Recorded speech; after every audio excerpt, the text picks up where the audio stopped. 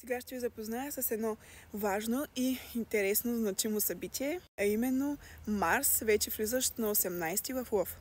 Така че не забравяйте да ме последите тук и в Instagram, в Facebook, там прави дневни прогнози и там може да ми пишете за персонализиран хороскоп.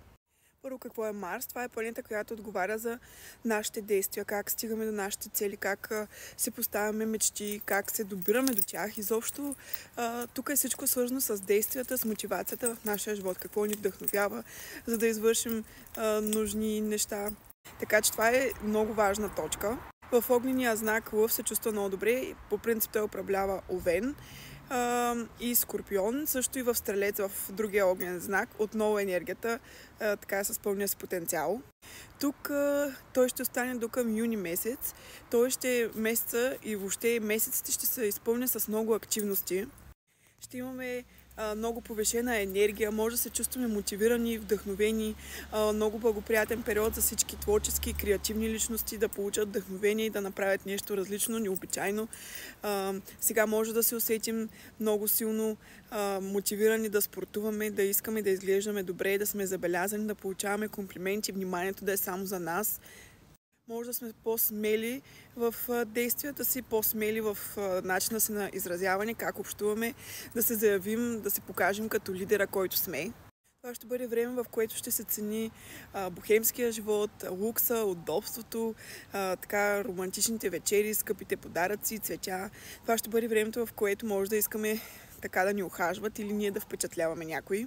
Но и да не забравяме лошите черти на Лъв, а именно егото, гордостта и склонността към драматизъм.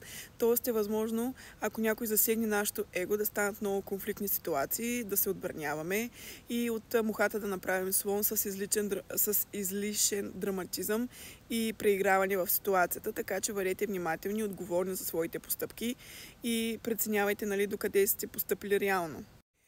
Също Лъва обича рисковите и не случайно много от хазартно зависимите хора имат нещо в Лъва в себе си. Затова внимавайте да не правите необмислени постъпки, да не харчите прекалено много или да влагате ресурси за необмислени действия и за необмислени неща. Бъдете внимателни с ресурсите си, защото Лъва е много щедър и може да ни накара по някакъв път да се забравим или надценим. През този период всеки ще иска да е забелязан, чут, видян, похвален.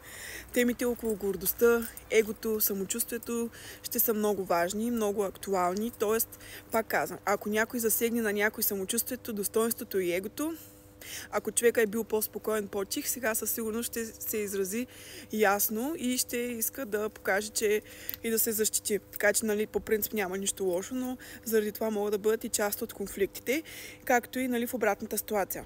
Наистина добро време да работим върху своите хобита, да развиваме своята креативност. Ако сме добри и сръчни, това нещо да го направим. Ако нещо обичаме да правим, да го развием, да го покажем на хората, да блеснем по този начин. Добро време да прекараме с децата си, с семейството си, да организираме тържества. Добро време да си купим нещо, с което да блестим, да се чувстваме със самочувствие, да променим имиджа си, да спортуваме, да отделим време за неща, които могат да повишат нашата вибрация. Но естествено имаме и едно негативно нещо, че Марс ще е в опозиция с Плутон, като това ще се усети на моменти повече и темата за властта, контрола ще доведат допълнителни конфликти. Плутон е силно трансформираща планета, свързана с смъртта, с началото, с прераждането в нашия живот. Тоест може така да имаме лични кризи или да се сблъскаме с някои страхове, фобии, неща, които засягат тези теми в живота ни и така да трябва да се отстояваме и да трябва да ги преживеем.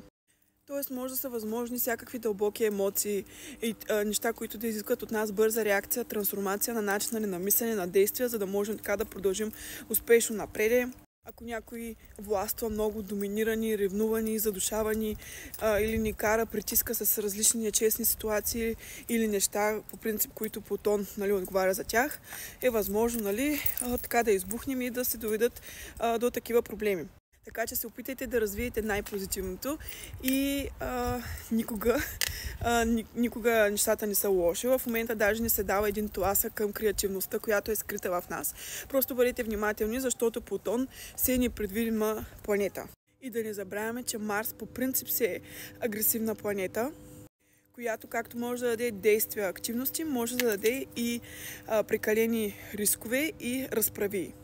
И любимото ви време дойде, кажете своя асцендент, ще ви отговоря с видео по една-две най-важни неща, думи, изречения за това какво може да очаквате.